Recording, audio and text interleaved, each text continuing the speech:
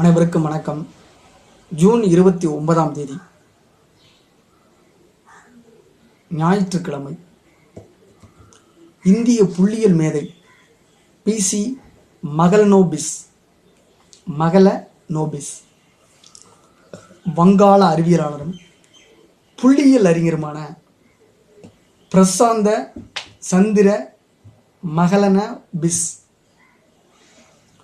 கொல்கத்தாவில் 1893 பிறந்தவர். தந்தை விளையாட்டு சாதனங்கள் விற்பனை செய்யும் முகவர். கொல்கத்தா பிரேமோ பள்ளியில் படித்த பிறகு மாநில கல்லூரியில் இயற்பியலில் பட்டம் பெற்றார். லண்டன் பல்கலைக்கழகத்தில் உயர்கல்வி கற்கும் முடிவுடன் கேம்பிரிட்ஜ் செல்கிறார். லண்டன் செல்லும் இறுதி ரயிலை தவறவிட்டதால் கேம்பிரிட்ஜ் கிங்ஸ் கல்லூரியிலேயே படிப்பது என தீர்மானித்து முதலில் கணிதமும் பின்னர் இயற்கை அறிவியலும் பயின்றார். அப்போது கணித மேதை சீனிவாச ராமானுஜனின் நண்பராக மாறினார். இயற்கை அறிவியல் படிப்பில் இயற்பியலில் சிறப்பு தேர்ச்சி பெற்று கேவண்டிஸ் ஆய்வகத்தில் ஆராய்ச்சி திட்டத்தை தொடங்கினார். முன்னதாக விடுமுறைக்காக 1915 இந்தியா வந்தார். கொல்கத்தா மாநில கல்லூரியில் இயற்பியல் பேராசிரியராக தற்காலிகமாக பணியாற்றுமாறு அங்கு உடலியல் பேராசிரியராக இருந்த இவரது மாமா கேட்டுக்கொள்கிறார். அன்பு கட்டளையை ஏற்று தட்ட முடியாமல் அதை ஏற்றுக்கொண்டார். அந்த பணிக்கு வேறு நபர் கிடைத்துவிட்டால் தான் உடனடியாக கேம்பிரிட்ஜ் திரும்பி ஆராய்ச்சி பணியை தொடங்க வேண்டும் என்பதில் உறுதியாக இருந்தார். நாளடைவில் ஆசிரியர் பணியில் ஈடுபாடு ஏற்பட்டதால் கேம்பிரிட்ஜ் திரும்பும் எண்ணத்தை கைவிட்டார். புள்ளியியலில் அவருக்கு ஆர்வம் பிறந்தது கூட இப்படி எதேச்சையாக நடந்ததுதான்.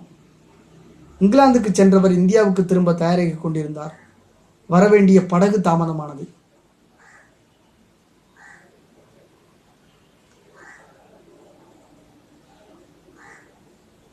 கிங்ஸ் கல்லூரி நூலகத்தில் காத்திருந்தவர்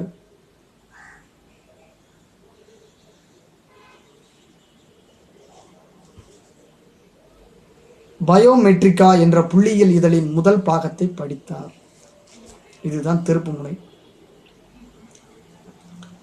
அதில் ஈர்க்கப்பட்டவர் அதன் அனைத்து பாகங்களையும் சேகரித்தார். பயணத்தின் போதே அவற்றை படித்து அதில் உள்ள பயிற்சிகளுக்கு தீர்வும் கண்டார்.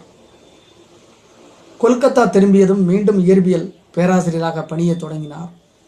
30 ஆண்டுகளுக்கு இயற்பியலை பயிற்றுவித்தார். குழப்புறாரப்பா.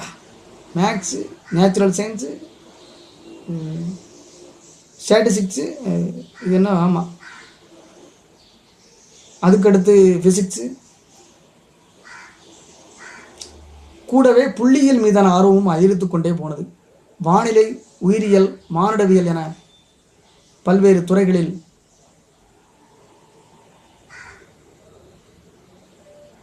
உள்ள சிக்கல்களுக்கும் புள்ளியியல் உதவியுடன் தீர்வு கண்டார்.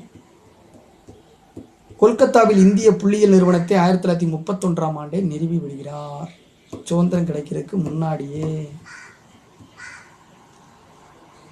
இருவேறுபட்ட தரவுகளுக்கு இடையே ஒப்பீட்டு மதிப்பை வரையறுத்தார். இது மகளனோபிஸ் தொலைவு எனப்படுகிறது. பெரிய அளவிலான மாதிரி சர்வேக்கள், பயிர் விளைச்சல் கணக்கிடல் ஆகியவற்றுக்கு ரேண்டம் சாம்பிளிங் முறை தொழில்நுட்பத்தை அறிமுகம் செய்தார். திட்ட கமிஷன் உறுப்பினராக 1955 முதல் 1967 வரை இருந்தார். இந்தியாவில் புள்ளியியல் துறை வளர்ச்சிக்கு பெரும் பாடுபட்டார். இவருடைய கான்செப்ட்லாம் அந்த பிளானிங் கமிஷன் முதல் 5 ஆண்டு திட்டமோ, 2ஆம் 5 ஆண்டு திட்டம், 3ஆம் 5 ஆண்டு திட்டம் இதில் அப்படியே கலந்திருக்கு. பயன்முக புள்ளியியல் துறை மேம்பாட்டில் சிறந்த பங்களிப்புக்காக ஆக்ஸ்போர்ட் பல்கலைக்கழகத்தின் வெல்டன் மெமோரியல் பரிசு, அமெரிக்க எக்கனாமிக் சொசைட்டியின் ஃபெல்லோஷிப்பு, பத்ம விபூஷன், சீனிவாச ராமானுஜன் தங்கப்பதக்கம் என ஏராளமான கௌரவங்கள், விருதுகளை பெற்றிருக்கிறார். இந்திய புள்ளியியல் நிறுவனத்தின் செயலர் மற்றும் இயக்குநராகவும் மத்திய அமைச்சரவையின் புள்ளியியல் துறை கௌரவ ஆலோசகராகவும் பணியாற்றி வந்த மகளனோபிஸ் 79 வயசு 1972 நம்மளை விட்டு நீங்கி விடுகிறார். 1893 பிறந்தவர். கல்கத்தாவில் 1931 உப்பு சத்தியாகிரகம் முடிஞ்ச உடனேயே ஒரு வருஷத்துலேயே இந்திய புள்ளியியல் நிறுவனத்தை ஆரம்பிச்சிடுறாரு.